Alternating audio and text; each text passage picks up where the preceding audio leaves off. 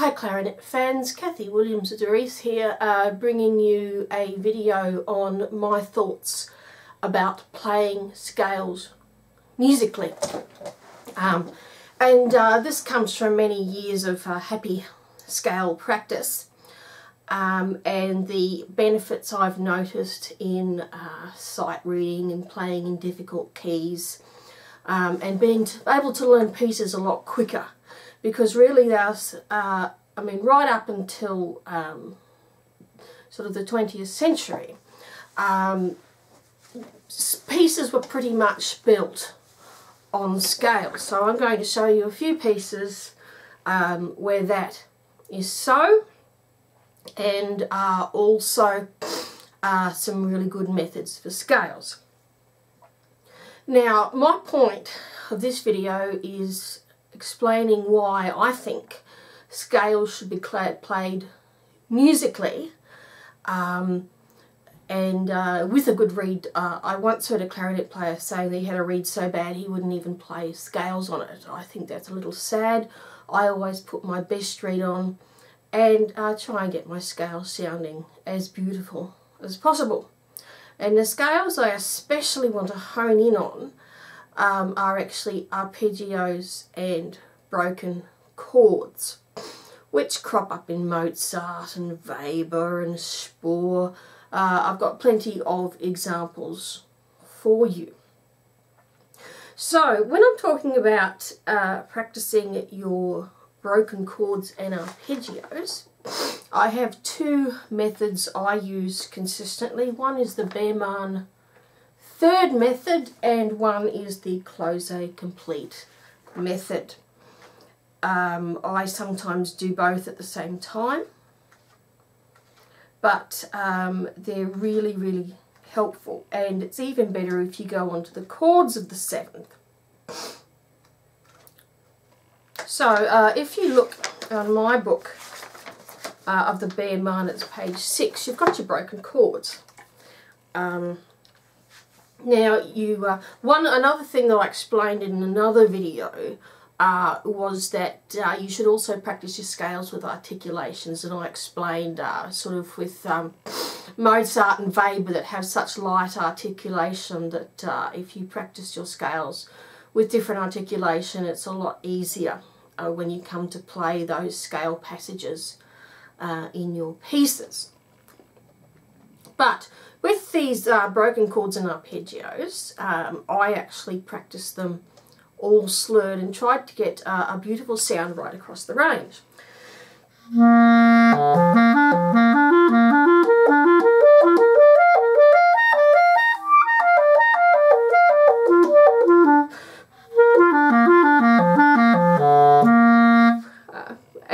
That comes in handy, and I'll just take a look at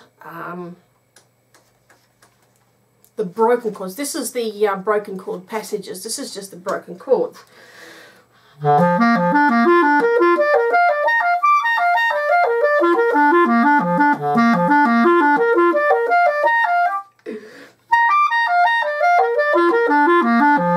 And they're beautifully connected. And the reason you want them to be beautifully connected is if you go to the end of the exposition in the Mozart concerto, you're faced with a sort of an Alberti passage sort of centered around G major. You've got G, and what really helps if you've practiced a lot of because sometimes the beat of G isn't as smooth as you'd want. I mean, you can slur these.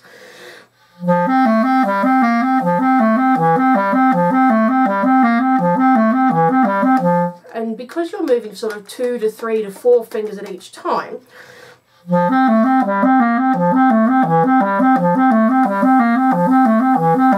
so see how it's very smooth. What we need to do as clarinet players, and indeed wind players, is disengage your breath from your articulation and fingers. because I remember in my early days of competing in clarinet competitions that you'd have these players that were quite brilliant technically, but come performance they completely panic and withdraw the air, so that all their flashy fingerwork comes to nothing because there's not a lot of sound coming out of the instrument. So if you've practiced your arpeggios and your arpeggios, and that's where I come to the close A. Oh, bugger, I thought I had this out. But there, so this is where you come to the close A. In my particular edition, you've got the major and minor common chords displayed in 2 exercises that are fantastic. It goes through all the keys. Sorry.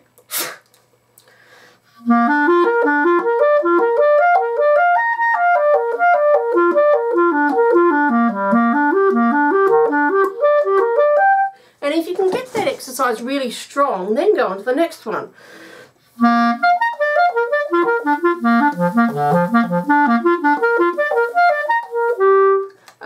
It really, really helps. And that is in my daily practice page 114, but yours might be different. So that you get this.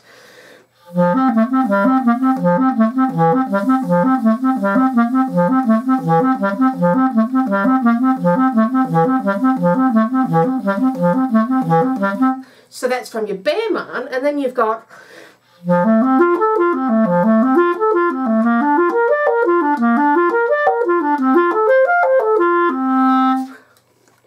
so that becomes a lot easier, even if you play it at speed.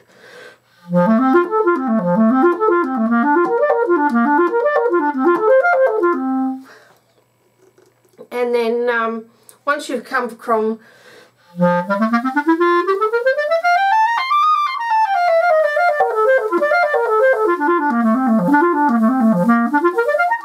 and then you come to the arpeggios themselves. I actually have a different edition that encompasses more shallow notes, because the way Mozart would have written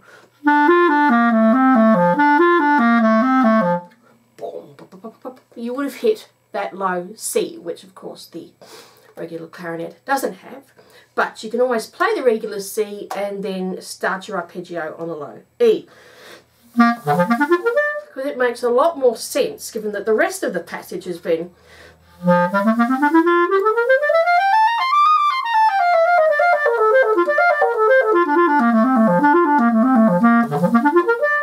makes more sense to me.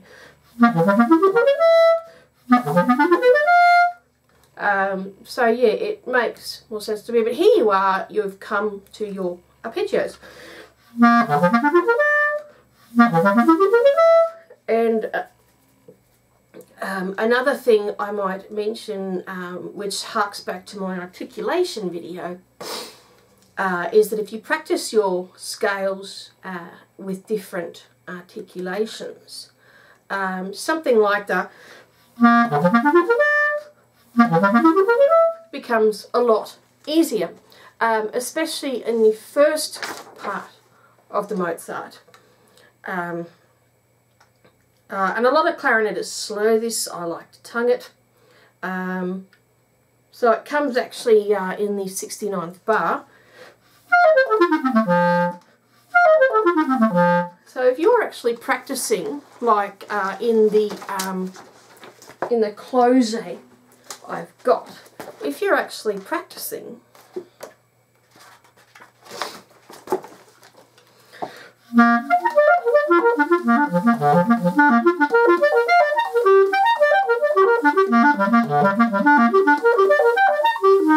and if you play it beautifully in the close, it makes it a lot easier in the Mozart.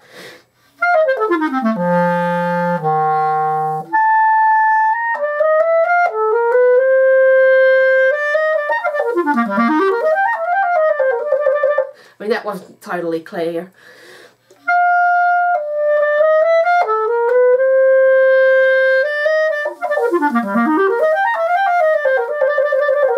or something like that. And if you also practice your chords of the dominant seventh, which is just on the next page in the daily practice,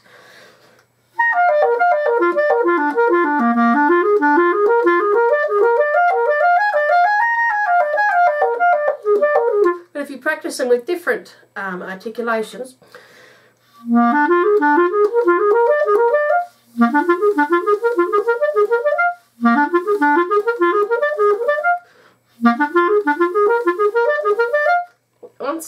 once you come to play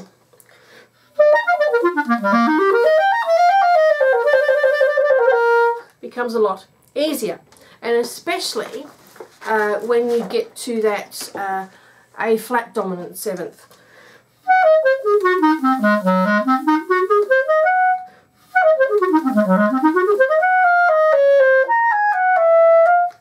Apologies, I am playing this on the B flat clarinet.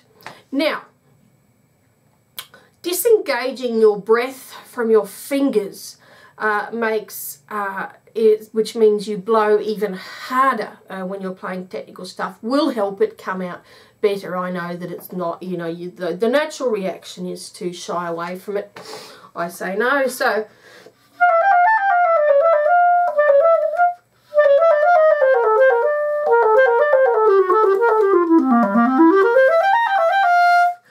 you see the breath continues, and I've negotiated that passage fairly easily.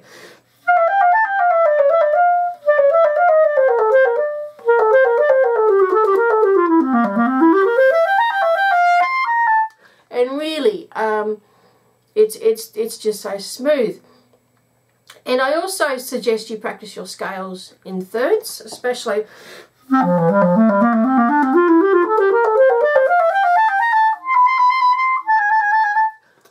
And there's some really good exercises in the bare marn and also in the close-a.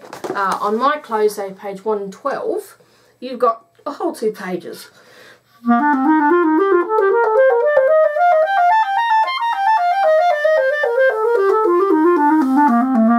So if you can play that really, really smoothly, then when you come to the Mozart, sorry, that wasn't as well played as well as I'd like to, but going over both breaks.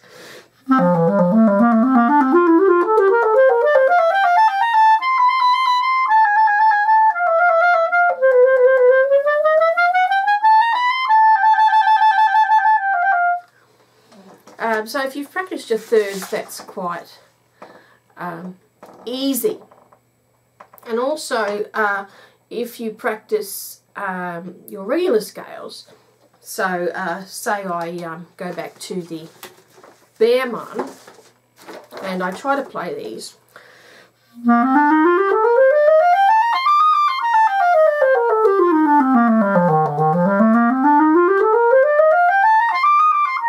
I'm playing them beautifully so that when you come to this,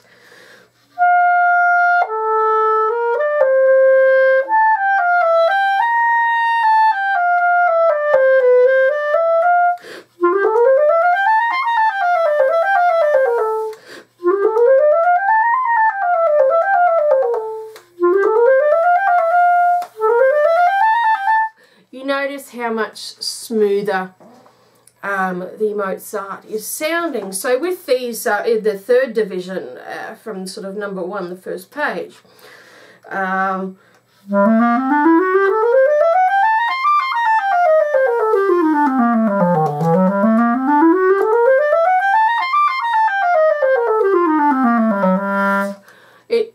it comes out really, really smooth.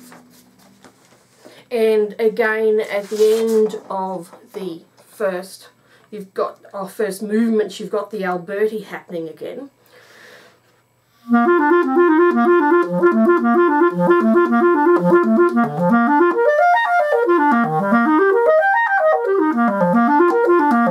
Again, I'm using as much of the basset clarinet version as I can. But it comes in handy, but your close practice will come in handy.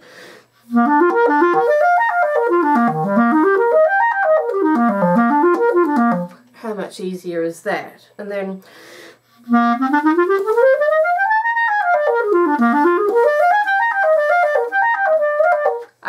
and it makes it a lot easier, because I know that you do tend to get rubbish notes sometimes. Sort of between the F and the A.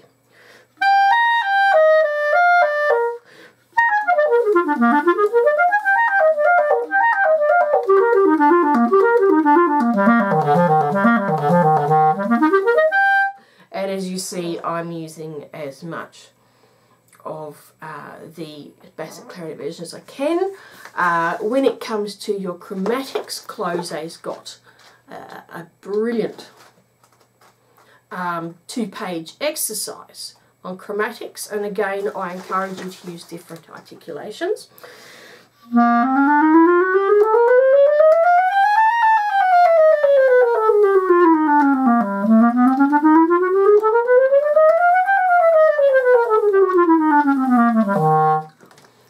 So you see that comes in handy there. And to use your scales, let's see, I know I've got Mio somewhere here. Okay. And with your scales, look on, you know, disengaging the breath from the fingers. That makes the Mio so much easier, the Mio Scaramouche. Okay, so that's the Mozart concerto. The third movement actually is also a good example of playing your arpeggios. I mean, you've got the sweeping.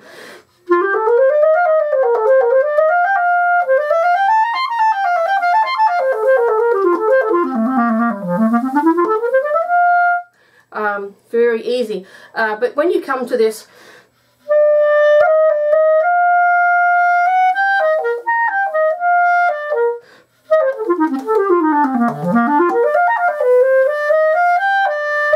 see how beautifully smooth it is.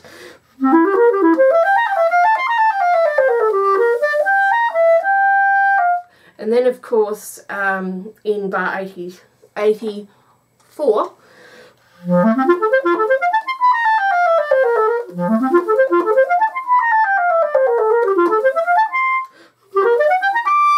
and then at the end,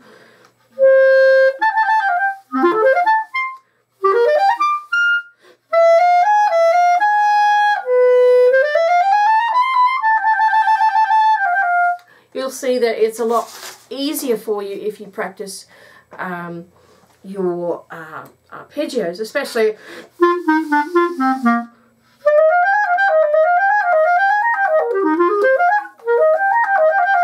Actually, I would tend to leave off the, I always have trouble getting up to that D, whether I put the finger on or not. Mostly I will leave it off.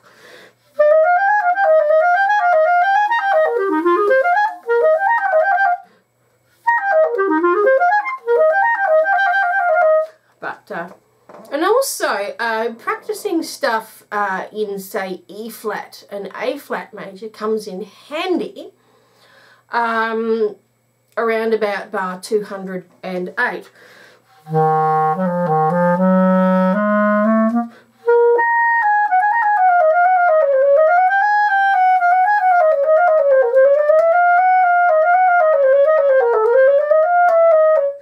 Negotiating between A flats and B flats and C's is a little tricky.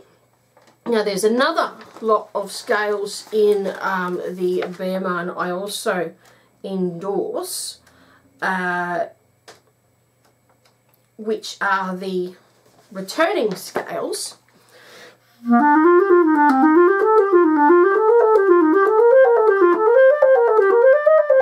But I mean, especially when you're getting up to A flat,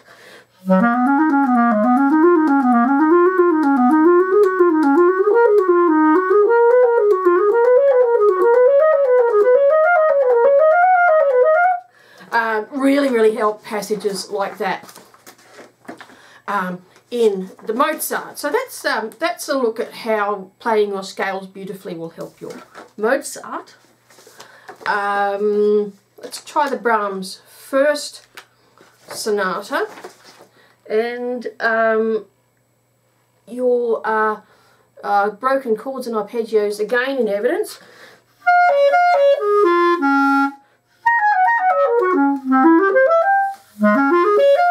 Again, come into practice, and also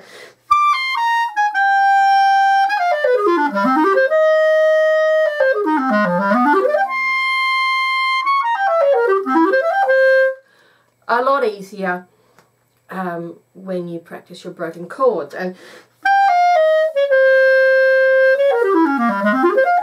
that of course is your diminished sevenths, which you can also find in the close and the Behrman. So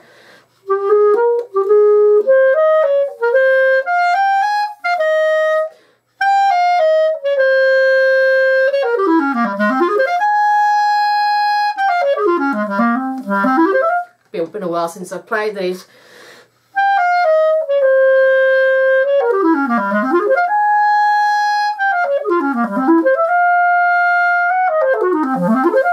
And I've got a sticking key somewhere there. So that's, but also helps, now practicing your scales in sixths, which is found in the Behrman. I mean, I use them as much for slow legato work as I do for finger work.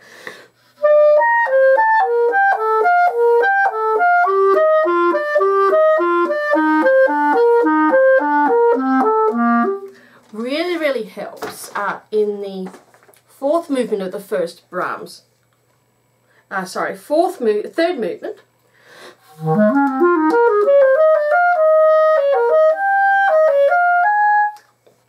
Really smooth, and also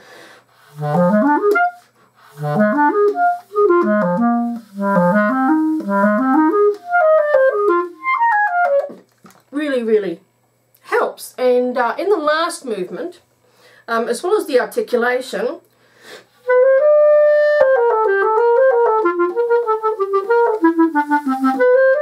also comes in handy in the third line.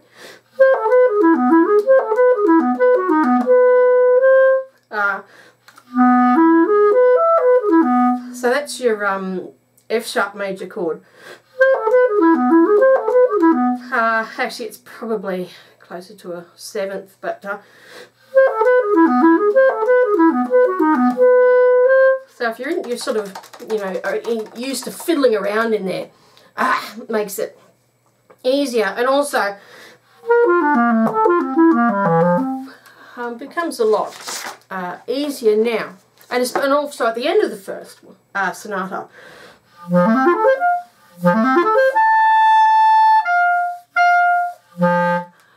makes stuff a lot easier. And another example of a beautiful scale is in the second sonata.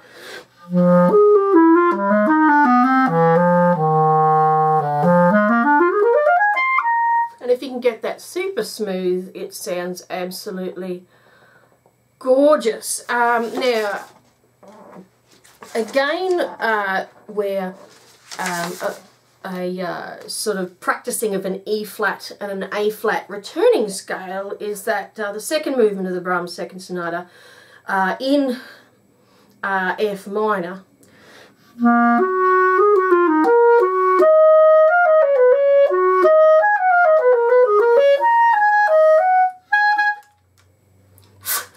Is that you get a lot used to fiddling around with D flats and C's and all that sort of jazz. You get used to reading, reading the key signature, so you automatically know what C and what D flat and what E flat are you going to use.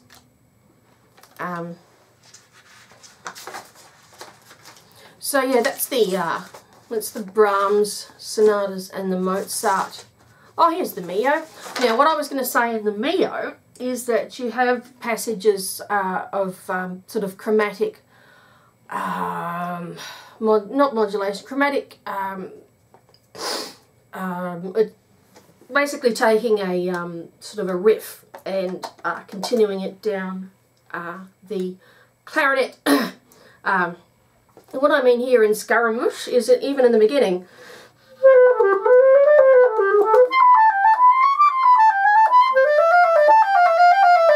is it is very, very smooth. And the reason it needs to be very smooth is when you get to this,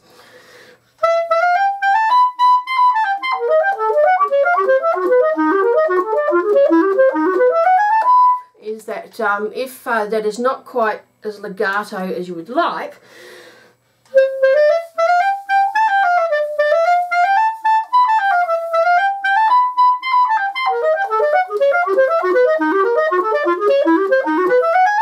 is that even if you're playing the legato but it's not coming out very well, it won't sound like legato and it won't sound like you're playing all the notes.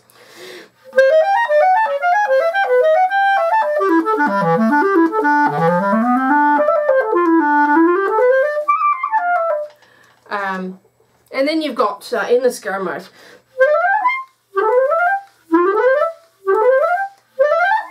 which sounds a lot better. And also, especially in the last movement,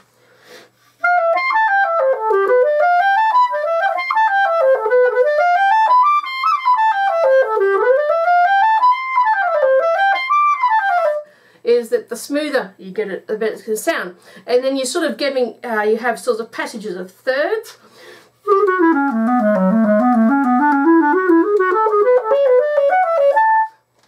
As well. So that makes Scaramouche so much easier. If we look at the Weber,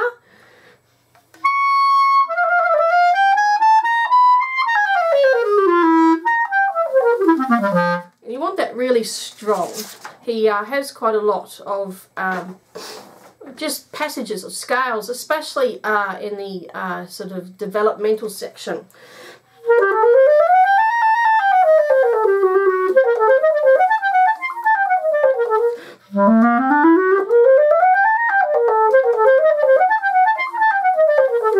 You want really, really smooth scale passages, and then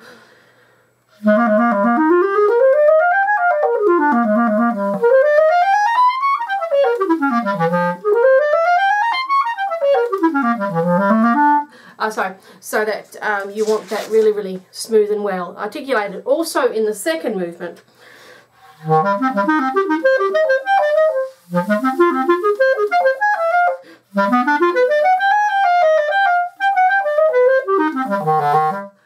so much better. And then the third movement,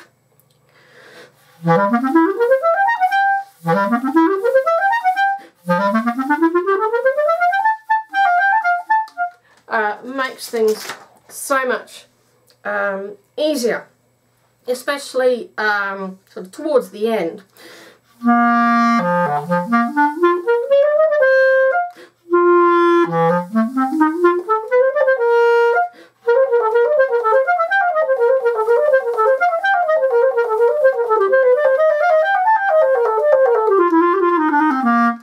Makes things so much easier. And then a little bit later,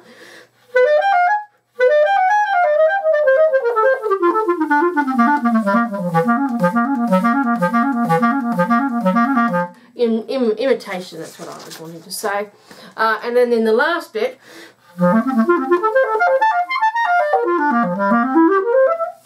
I always hate that bit, but it's just basically G major.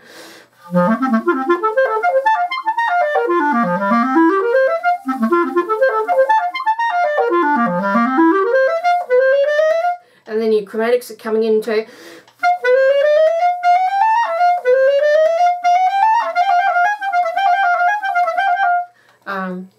and then at the end,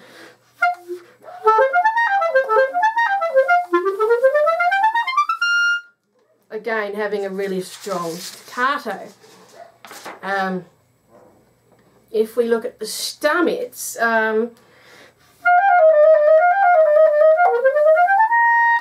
so So if you're practicing your scales beautifully staccato,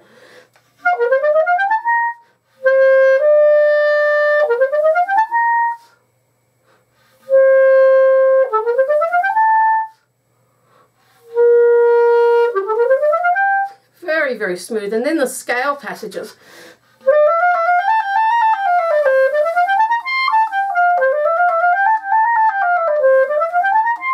Makes it so much easier. And then in the cadenza,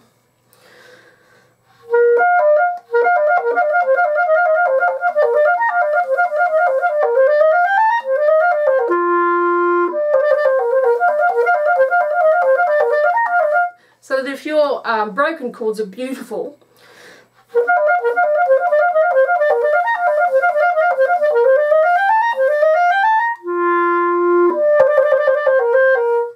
you know, it makes life a lot easier. And then in the cadenza,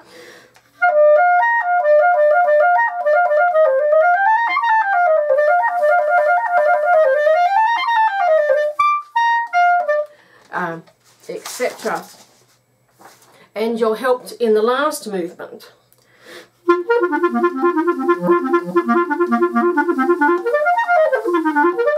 Makes things a lot easier. We look at the Weber Grand Duo, and you're immediately assaulted. That's actually not as easy as I'm making it out to be. You don't want any rubbish notes between the B flat and the G. But like just a little bit later,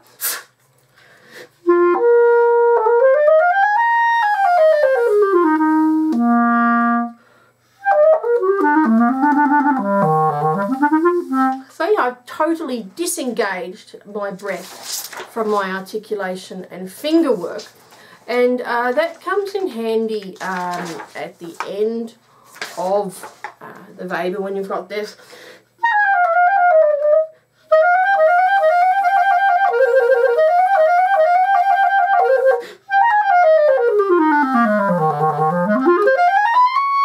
You just want to keep blowing the whole way through.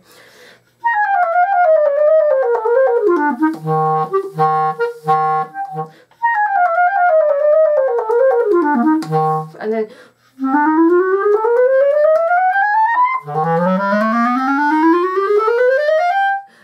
becomes so much easier. We look at the second, and immediately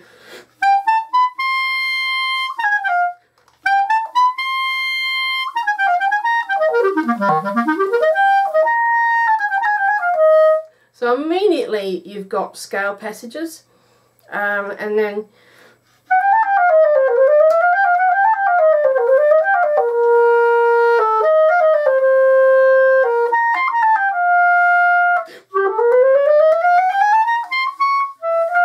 but I think you get the general idea, is that if you practice your scales beautifully with musicality, you learn to disengage your breath from your articulation and fingers, and really hard stuff just comes out a lot easier if you've got the solid backing of your breath.